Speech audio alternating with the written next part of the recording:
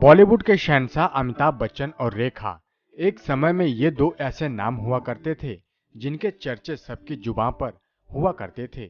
जबकि कुछ समय बीता और इन दोनों के रिश्तों में दूरियां आ गईं और आखिरकार अमिताभ बच्चन ने भी जया भादुड़ी से शादी कर लोगों की जुबां पर हमेशा हमेशा के लिए ताले जड़ दिए।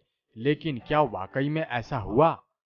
नहीं, ये बात हम दरअसल इसलिए कह रहे हैं क्योंकि आज भी अगर रेखा और अमिताभ कहीं भी एक साथ में पल भर के लिए भी नजर आते हैं तो लोग फिर से दबी आवाज में कानाफूसी शुरू कर ही देते हैं। ये बातें इस कदर बढ़ चुकी थीं कि अब अमिताभ बच्चन और रेखा ने दोनों ही एक दूसरे को इग्नोर करना शुरू कर दिया था।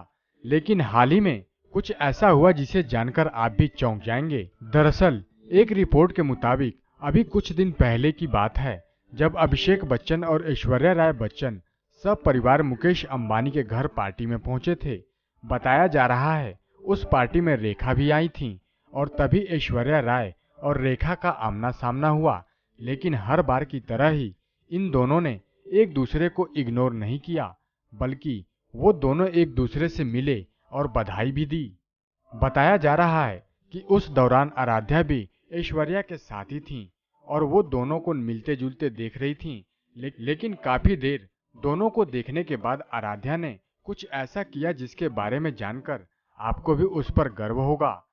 दरअसल मीडिया रिपोर्ट्स के मुताबिक आराध्या ने आगे बढ़कर रेखा को नमस्ते कहा और उनके पैर तक छुए।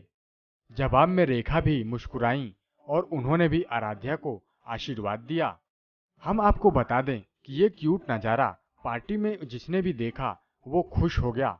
देखा जाए तो अगर बिग बी को ये बात भी पता चली होगी तो उन्हें भी अपनी नन्ही आराध्या पर यकीनन ही गर्व हुआ होगा कि उनकी पोती में कितने अच्छे संस्कार हैं।